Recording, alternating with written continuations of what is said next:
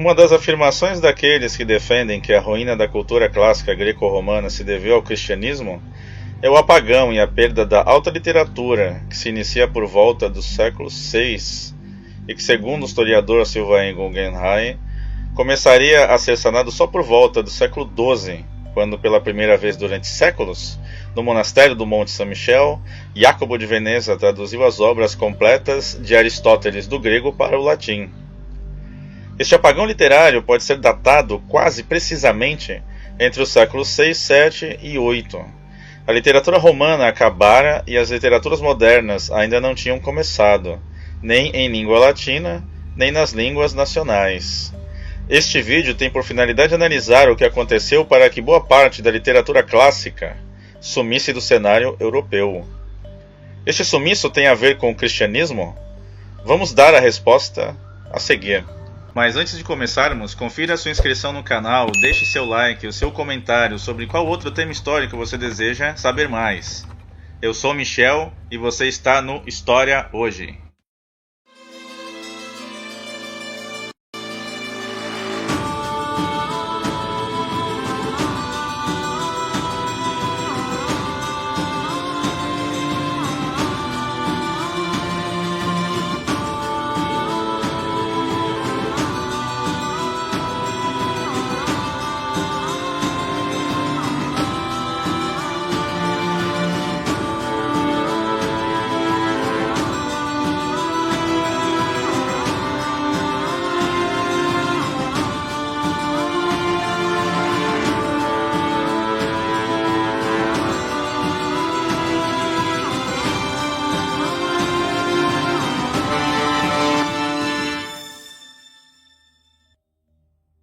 Quando falamos em um apagão literário europeu, temos que esclarecer que o lado oriental do Império Romano, o bizantino, que iria sobreviver às invasões germânicas até 1453, este sumiço da alta literatura clássica não aconteceu. Mas no Ocidente, quando olhamos para ele por volta do ano 400, o que restou da alta literatura é muito pouco. A literatura grega era, sem dúvida, uma das maiores, em sentido quantitativo, e a romana, pelo menos, muito considerável. A poesia lírica, com exceção da de Píndaro, perdeu-se quase completamente. Só possuímos hoje fragmentos dela. Sabemos da existência de 90 peças de Ésquilo e só temos 7. Das 120 peças de Sófocles, restaram-nos 7. Das 80 ou 90 peças de Eurípides, possuímos apenas 19. Dos outros poetas trágicos, nada nos resta. Da comédia, além de Aristófanes, chegaram até nós alguns fragmentos de Menandro. Do ponto de vista do saber, do conhecimento, pode-se dizer que 4 pilares literários sustentaram a educação ocidental. O comentário sobre o sonho de Cipião de Macróbio, uma excelente introdução ao neoplatonismo no casamento de Mercúrio com a filologia de Marciano Capella, que estabeleceu o programa das 7 artes liberais: aritmética, geometria, astronomia, música, gramática, retórica e lógica.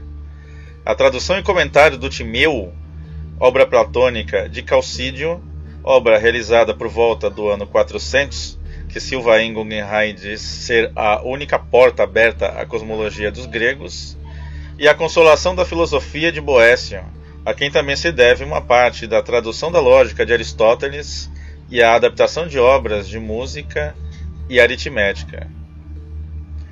Mas e o resto da literatura ocidental? Onde estava?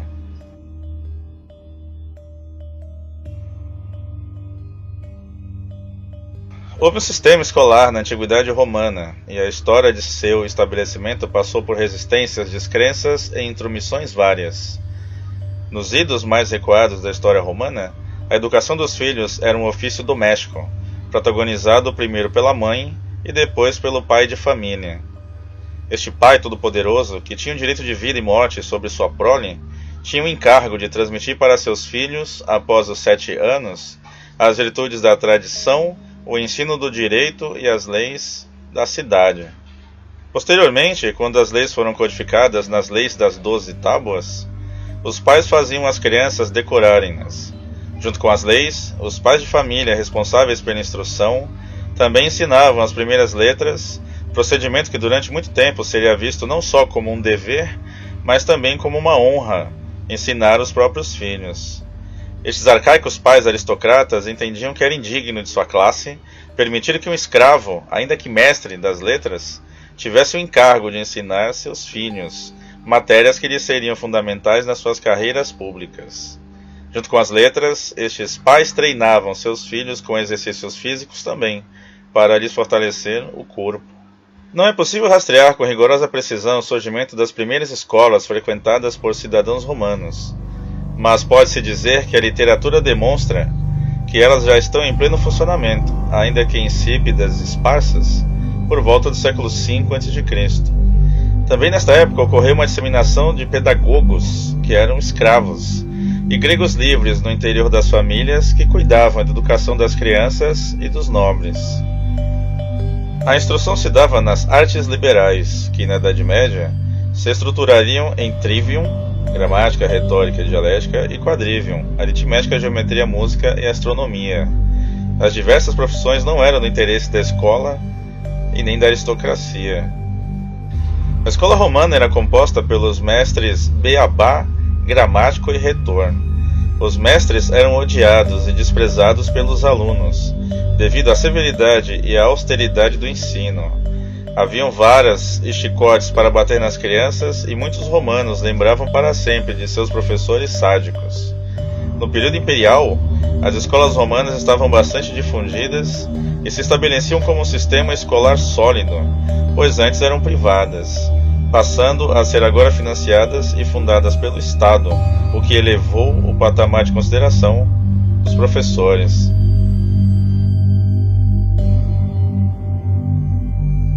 Em uma Roma cristianizada, os autores cristãos passaram a perguntar-se quanto à legitimidade ou não dos estudos pagãos. Eles temiam que a escola romana levasse à idolatria. Mas como a escola pagã era necessária para o cristianismo, pois é uma religião douta, culta, que precisa de gente letrada para ler e entender as escrituras, mesmo a contragosto, os cristãos levavam seus filhos à escola dos pagãos para aprender as letras, enquanto a formação religiosa era assegurada pela igreja e pela família, dados em casa. Uma coisa deve ficar clara aqui: os cristãos não tiveram interesse nesse período de criar escolas próprias.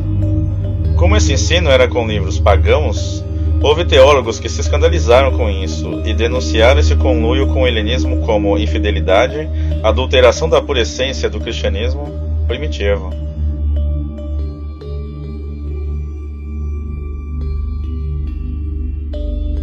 Os últimos pagãos responsabilizaram o cristianismo pela queda da civilização, e é preciso admitir que os padres da igreja fizeram tudo para confirmar a acusação, ou antes, escreveram como se fosse assim. Como Santo Agostinho, que chamou as virtudes dos pagãos vícios brilhantes, ou São Jerônimo, que explicou o prazer na leitura de Cícero pela inspiração do demônio. Mas para convencer e converter o mundo da civilização antiga, não bastava a sabedoria dos simples, dos cristãos primitivos, e chegou-se assim a um compromisso, pondo-se assim a filosofia e as letras a serviço do Deus cristão e de sua teologia. Na prática, porém, esta operação não estava isenta de dificuldades. Aceitar o sistema de educação clássica não significava aceitar a cultura a qual aquela educação foi ordenada de acordo com sua finalidade. A oposição que existia entre essa cultura e o cristianismo era profunda, pois a cultura clássica aparecia como rival da nova religião. Os cristãos dos primeiros séculos estavam perfeitamente conscientes dessa oposição. O que há de comum entre Atenas e Jerusalém, entre a academia e a igreja? Dizia Tertuliano. Na Didascália Apostólica está formulada com clareza a rejeição ao mundo antigo. Ela dizia para abster-se completamente dos livros pagãos e recomendava: o que deve fazer um cristão diante desses erros? Já que você tem a palavra de Deus, que necessidade você tem de mais alguma coisa? A Bíblia deve ser suficiente não só para as necessidades da vida sobrenatural, mas também para as exigências da ordem cultural. Procurando por história, existem os livros dos reis, eloquência, poesia, os profetas, lirismo, os salmos, uma cosmologia, o Gênesis, leis, moral, bem a gloriosa lei de Deus. Todos esses escritos estranhos e diabólicos devem ser rejeitados energicamente. Imbuídos deste espírito, muitos sacerdotes da ala radical, como Tertuliano, investidos da plenitude do sacerdócio, deram o exemplo e abstiveram-se de ler livros pagãos e não lidaram com hereges. São Jerônimo, por exemplo, censurava os sacerdotes que, deixando de ler os evangelhos e os profetas, perdiam seu tempo lendo autores seculares, acusando-os de fazerem voluntariamente o que as crianças faziam por necessidade. Já os professores cristãos que usavam a literatura pagã na escola, o dever dele era de confessar a seus alunos que os deuses dos gentios não passavam de demônios, e que não havia outro Deus senão o Pai, o Filho e o Espírito Santo, e estimulá-los a fazerem o apostolado.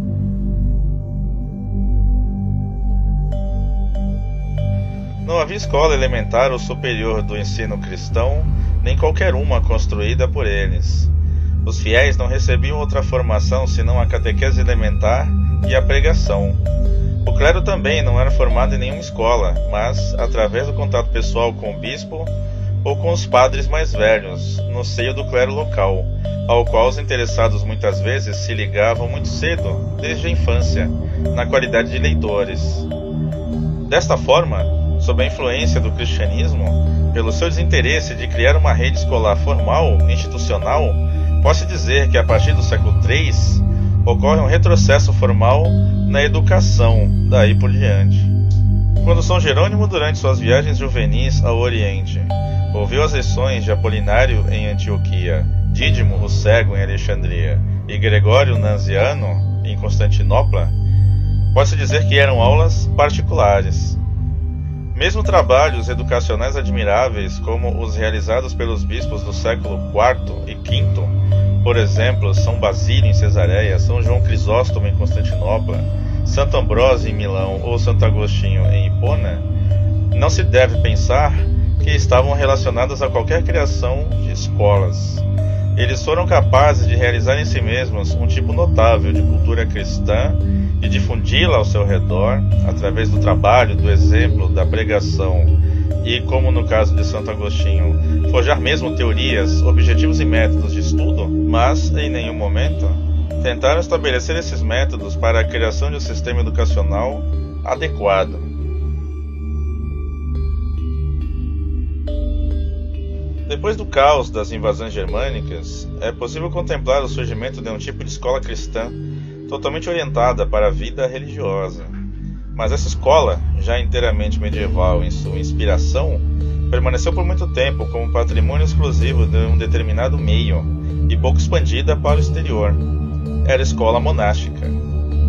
As três formas de instrução que caracterizaram a Alta Idade Média foram as escolas paroquiais, cuja função era a formação eclesiástica, sendo o ensino veiculado por um sacerdote que recebia em sua própria casa os jovens discípulos. Estes jovens, em geral, provinham das classes mais baixas da sociedade, mesmo muitos deles ex-escravos resgatados, aos quais se dava o ensino das letras. Também se recrutavam jovens dentro das famílias que faziam parte da paróquia. Uma vez eleitos, estes futuros padres recebiam comida, moradia e instrução. Nas escolas episcopais de caráter urbano, que surgiram para a formação de sacerdotes seculares sob a direção dos bispos, a instrução era dada na casa mesmo do bispo, a princípio. Posteriormente, passou a receber leigos para que se instruíssem na sabedoria eclesial. Já as escolas cenobitas nasceram nos mosteiros. Inicialmente, as escolas cenobitas visavam a formação do futuro monge, que depois se abriria também a jovens leigos de todas as classes. Os neófitos passaram a morar nos mosteiros e recebiam também comida, instrução e se integravam a alguma atividade laboral. Após o surgimento desse sistema, no ano de 451, o Concílio de Calcedônia proibiu formalmente os mosteiros de se encarregarem da educação de crianças ou jovens destinados a retornar ao mundo e não se tornarem religiosos. Em suma, a escola monástica no mundo antigo era, por assim dizer, para uso interno. Desta forma, os mosteiros não deveriam assumir um papel pedagógico institucional na sociedade, para o qual eles não foram concebidos. Longe de se tornarem um centro de estudos, os mosteiros continuariam a ser locais da prática da ascese, e longe de iluminar o mundo, eles tentavam se separar dele. O exemplo de Gregório de Tours, nascido em 538, é a este respeito bastante eloquente. Não recebeu outra educação senão a exclusivamente clerical que seu tio-avô, São Nizier, bispo de Lyon, lhe cultivando nas letras eclesiásticas, assegurou a instrução dos filhos e seus familiares. Este ensino não continha nada demais e era de um nível bastante humilde. Tratava-se de aprender a ler e era uma educação técnica que tentava satisfazer necessidades imediatas. Ler e escrever, conhecer a Bíblia, se possível decorar os salmos, adquirir um mínimo de erudição doutrinária, canônica e litúrgica. E nada mais.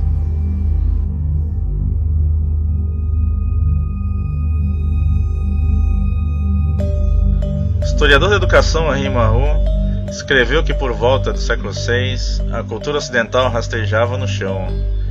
Os fatores que a ocasionaram são vários, desde as séries de invasões germânicas até a decadência literária romana. Mas pode-se juntar a estes fatores o espírito cristão ocidental de rejeição ao paganismo. Obviamente, houve tentativas de se fundir cristianismo e filosofia pagã, empreendidas por indivíduos isolados aqui e ali. Mas é preciso entender o quadro geral. Os cristãos ocidentais, em sua generalidade, olharam a cultura de seu tempo e a rejeitaram com horror. Esta cultura estava plasmada e amalgamada à sua literatura, e com o desaparecimento dos romanos cultos pagãos, que liam grego, mas que não se esforçaram no trabalho de tradução desta mesma cultura, a herança literária grega, principalmente filosófica, a partir do século VI, apenas subsistia em fragmentos dispersos em lugares separados, esperando ainda algum dia, neste mundo cristão, pelo seu ressurgimento. Então, depois deste estudo, pode-se identificar qual foi o fator determinante pelo apagão literário do século VI, VII e VIII e que vai ser apenas sanado por volta do século XII? Para nós, foi o fim da escola romana e a intransigência do poder emergente cristão para com a religião e a cultura pagã que tinha nas escolas, um de seus lugares de transmissão. Bom, pessoal, nesse vídeo ficamos por aqui. Então, um grande abraço a todos e até a próxima.